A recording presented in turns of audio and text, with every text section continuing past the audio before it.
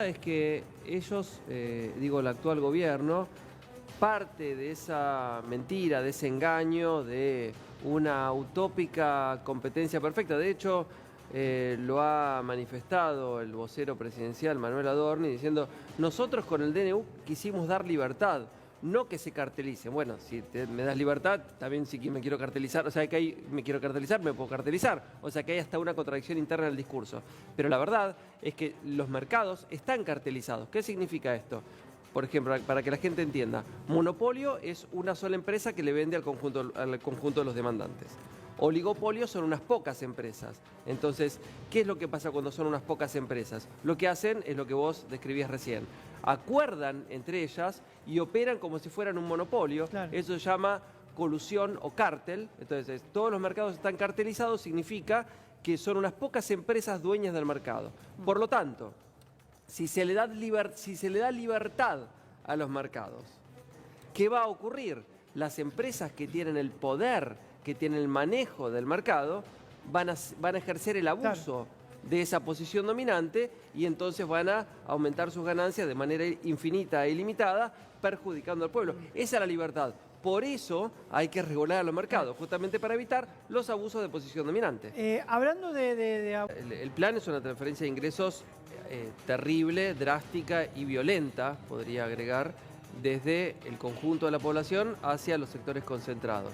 Esto es lo mismo que con el tema de la libertad, ¿no? ¿Libertad para quién? Cuando te hablaban de vamos a sacar los impuestos. ¿Pero a quién le vas a sacar los impuestos? Si le sacás los impuestos a las bases imponibles altas, a los poderes concentrados y a las grandes empresas, ¿quién paga ese conjunto de impuestos? Obviamente se nos viene en la cabeza al conjunto de la población común. Es un calco de lo que hizo Macri, pero peor. Macri lo dijo: vamos a hacerlo, si volvemos a hacer gobierno, vamos a hacer lo mismo, pero más rápido. Y con respecto al tema de la inflación, que me preguntabas puntualmente, hay un asunto, que es cómo se baja la inflación, ¿no? Lo que están haciendo, lo dijo el presidente de la Nación, Javier Milei.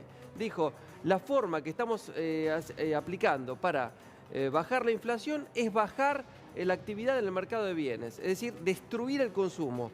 ¿Cómo se destruye el consumo? Destruyendo el poder adquisitivo de la mayoría del pueblo. Y acá recordemos algo, porque si no estamos todos los días hablando de inflación. ¿La inflación es el peor de los males? Bueno, no. ¿Se acuerdan de la convertibilidad? 1991-2001 no tuvo inflación, incluso termina con deflación. ¿Pero qué pasó en ese periodo? El desempleo aumentó del 6% al 27%, la pobreza llegó a más del 60%, el endeudamiento externo aumentó a más del 160% en moneda extranjera. Entonces la destrucción del entramado productivo, la destrucción del empleo, la destrucción de la industria y la entrega de todas las empresas de patrimonio nacional a corporaciones transnacionales fue lo que terminó con un extremo nivel de pobreza, anulando la inflación. Ese es el plan de Milei, es decir, bajo la inflación, pero destruyendo el poder adquisitivo. Bien. Desde este gobierno que habla de los 5 millones, bueno, incluso dicen menos. La ley de moratoria jubilatoria que permitió la inclusión de más de 5 millones de personas al sistema jubilatorio comprende, porque no llega a los aportes, o sea, los remedios no se los puede comprar, no tiene que ir al hospital, lamentablemente, que uno diría, bueno, pero si es hospital público debiera funcionar bien, ustedes saben que funciona mal, o sea, y tenés el PAMI una cobertura, que te dan un turno, que es mucho más sencillo, que será con mucha deficiencia, pero funciona. Entonces hay que estar atento con el tema de las moratorias, que no es un tema menor. Ya vamos con otra consulta, pero ahí Julián asentía y quería aportar algo. Sí, por un lado, contradecir los enunciados desde este gobierno que habla de los 5 millones, bueno, incluso dicen menos. La ley de moratoria jubilatoria que permitió la inclusión de más de 5 millones de personas al sistema jubilatorio comprende un poco lo que ustedes decían, es decir, periodos de altísimo desempleo que ocurrió durante la convertibilidad, por ejemplo, ¿no? Donde gente que tuvo una discontinuidad en su actividad laboral producto del alto desempleo.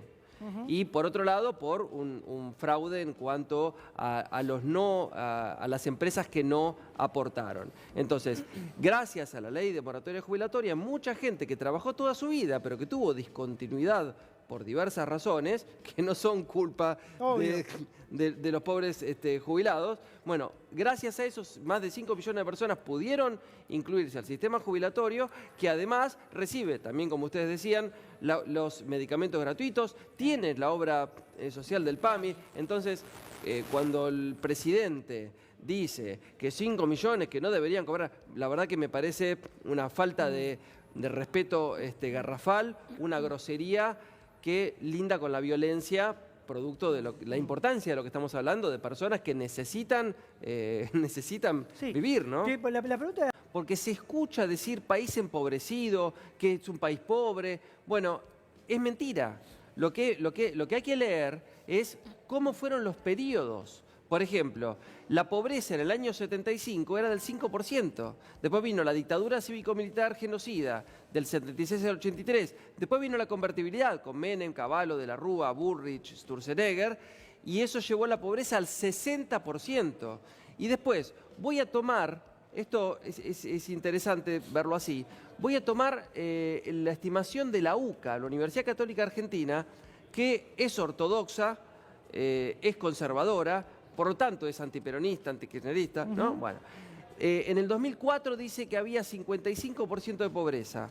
Según la UCA, el periodo kirchnerista fue brillante para la población argentina, porque bajó la pobreza del 55% al 30%.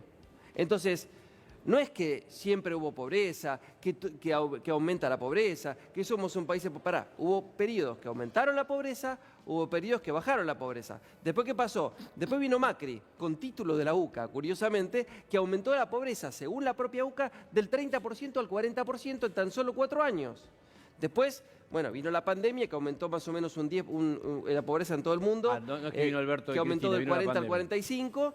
45. Después vino el gobierno de Alberto Fernández. La medición al 2022 es una disminución de pobreza del 45 al 42. Después el 2023, que termina con una inflación altísima, por muchas causas, subió al 45, y podríamos ponerle palabra a la estimación de la UCA que el gobierno de Milei es el peor de la historia, porque subió en tan solo unos pocos meses la pobreza del 45% al 60%. Así que no es que somos un país empobrecido, que somos un país... Yo creo que la razón de nuestros males no es nuestra pobreza, sino nuestra riqueza. Vale decir, las corporaciones transnacionales económicas y financieras que quieren venir a robarnos, lo digo de manera concreta, nuestros recursos, y ese es nuestro problema, ¿no? Que tenemos muchos recursos, somos la 4ª reserva mundial de petróleo, la 2ª de gas, la 3ª de agua, tenemos la llanura más grande del mundo, los viñedos más altos del mundo, la región de pesca más extensa del mundo perteneciente a un país, pertenecemos al Triángulo del Litio. Tenemos diversas fuentes de riqueza. ¿Cómo? Hay que sacarlo a todo eso, porque están todavía abajo, porque si no lo sacan no pasa nada. Exacto. Entonces, lo que quieren venir a hacer es robarnos todo eso. Y creo que ese es nuestro principal problema. Bueno, seguimos con las... Reconviértanse es la misma frase de la dictadura, ¿no? O sea, queda claro que son dos modelos.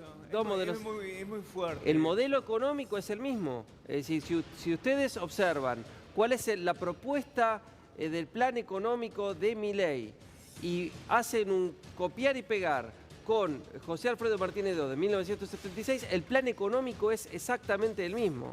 ¿Qué significa? A mí me llama mucha atención que personas inteligentes como usted, cada vez que hay algo que sale que no le simpatiza, lo primero que dice es la dictadura. No, estamos hablando de la libre importación. Sí, más inteligente. Pero si usted puede elaborar un pensamiento más inteligente, ¿cómo? ¿Por qué cae en un recurso de la chicana de la dictadura?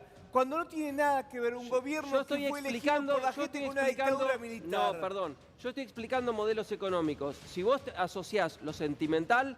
No es sentimental. Evalualo no porque es yo estoy explicando modelos es económicos. Muy básico el razonamiento. Es muy básico el razonamiento. La libre importación. lo dijeron en La Rural, dijeron nosotros preferimos que los argentinos sean pobres, así comen menos carne y nosotros tenemos más para exportar. Ese es el modelo. Incluso cuando hace unas pocas semanas festejaron el récord de exportaciones de carne, justamente está vinculado al aumento de la pobreza en la Argentina, que se consume menos carne y que las corporaciones agroexportadoras tienen más para exportar. Julián, ese es el modelo. Esos son los argentinos de bien a los que se refería Milei. Julián Denaro, economista, gracias por haber venido. Gracias a usted.